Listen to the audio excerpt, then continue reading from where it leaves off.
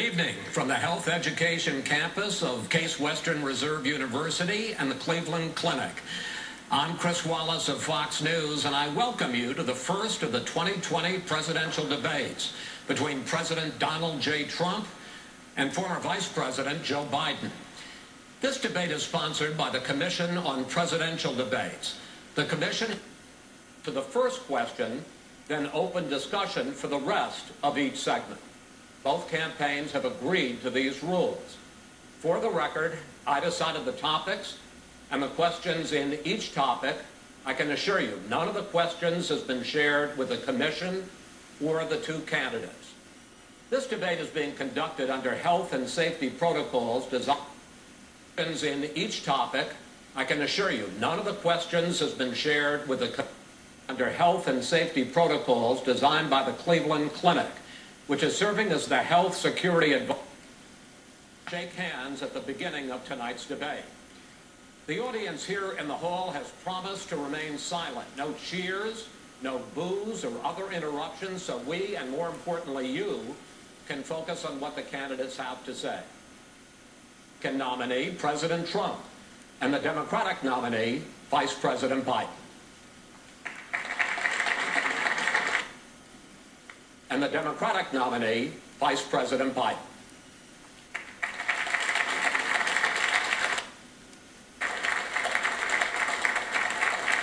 How you doing, man? How you doing?